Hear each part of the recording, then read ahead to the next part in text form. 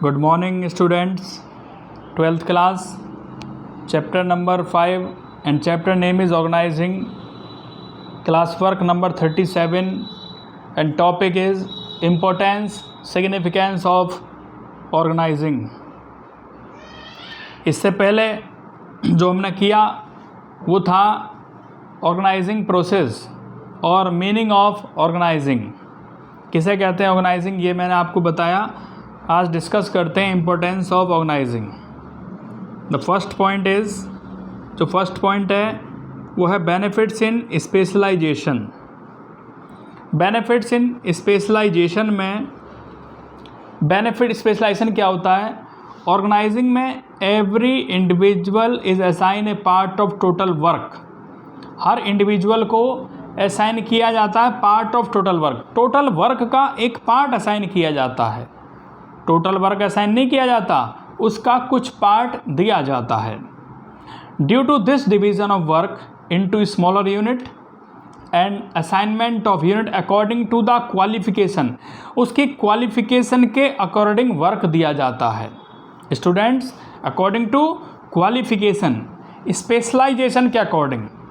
Specialisation कैसे आती है? Specialization automatically comes when an individual is performing one job repeatedly. अगर एक ही जॉब को हम बार बार करते रहते हैं तो हम में क्या आ जाती है? स्पेशलाइजेशन आ जाती है। हम परफेक्ट हो जाते हैं अगर हम उसी वर्क को बार बार करते रहते हैं।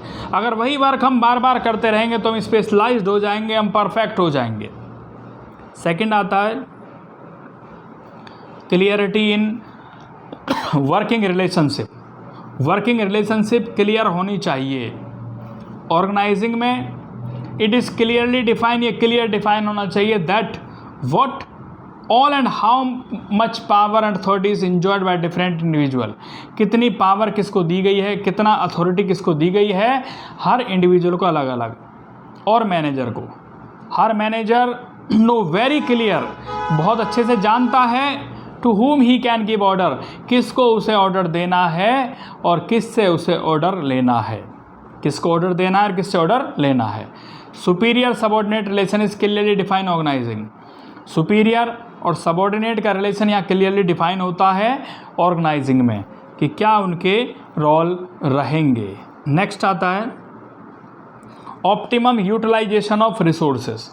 रिसोर्सेस का ऑप्टिमम तरीके से यूज़ करना, सही तरीके से रिसोर्सेज को यूज़ करना। ऑर्गेनाइजिंग फंक्शन में there are very few chance of duplication of work. बहुत कम चांस होते हैं डुप्लीकेशन ऑफ वर्क के, कि वर्क में क्लियरिटी ना आए, कि वर्क एक्चुअल ना लगे, और लैपिंग ऑफ वर्क, और वर्क भाई छूट ना जाए।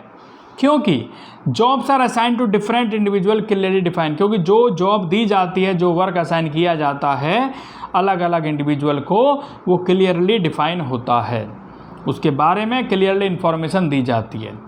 The job in job description document, और जॉब के बारे में लिखा होता है जॉब डिस्क्रिप्शन डॉक्यूमेंट में कि क्या जॉब आपको असाइन की गई है, क्या वर्क आपको करना है।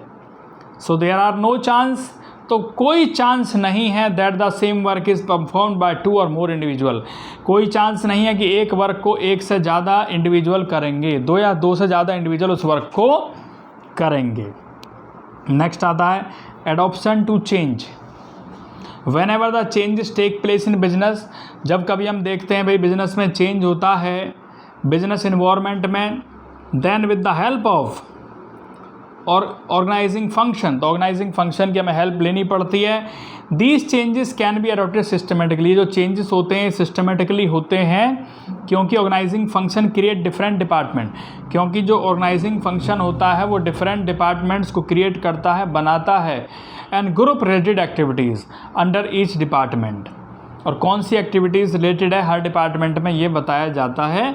With this changes, in changes के साथ में, can be adopted only in that area which may be affected by these changes। In area, in changes से क्या क्या चेंज हुआ, कहाँ कहाँ पर चेंज हुआ, and changes can easily communicate, और जो चेंजेस होते हैं उन्हें हम ईजीली कम्युनिकेट कर देते हैं होल ऑर्गेनाइजेशन को, पूरे ऑर्गेनाइजेशन को, थ्रू डिपार्टमेंट्स के द्वारा।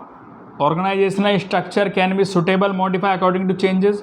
ऑर्गेनाइजेशनल स्ट्रक्चर को हम मॉडिफाई कर सकते हैं suitable according to changes, changes के अकॉर्डिंग भाई कितना कितना चेंजेस उनमें हुआ है, तो ध्यान रखना है स्टूडेंट्स हमें। 5 नंबर में आता है इफ़ेक्टिव एडमिनिस्ट्रेशन। ऑर्गेनाइजिंग फंक्शन में similar and related jobs are grouped under one department. जो एक जैसी जॉब होती हैं, जो एक तरीके की जॉब होती हैं, उन्हें एक डिपार्टमेंट में रखा जाता है। Which leads to unification of efforts and harmony. Harmony मतलब तालमेल बना करके वर्क को करना, एफर्ट्स के साथ वर्क करना। Organizing function establish relation between different department. Organizing function में जो एस्टेब्लिश किया था रिलेशन बिटवीन डिफरेंट डिपार्टमेंट्स में, keeping in mind the coordination, mind में क्या रखना, कोऑर्डिनेशन रखना अमंग डिफरेंट डिपार्टमेंट्स, कोऑर्डिनेशन बना करके चलना। By bringing clarity in working relation, clarity रखना वर्किंग रिलेशनशिप में, क्या वर्क हम कर रहे हैं, क्या वर्क हमको दिया जा रहा है। एडमिनिस्ट्रेटिव एफिशिएंसी इम्प्रूव, तो उससे क्या होगा, जो हमारी एफिशिएंसी होगी, जो हमारी वर्क करने की कैपेसिटी होगी वो इंक्रीज़ होगी। नेक्स्ट आता है एक्सपेंशन एंड ग्रोथ। एक्सपेंशन का मीनिंग होता है बच्चों बढ़ाना, एक्सपेंड करना, और जब किसी चीज़ का एक्सपेंशन होता है तभी उसमें ग्रोथ आती है।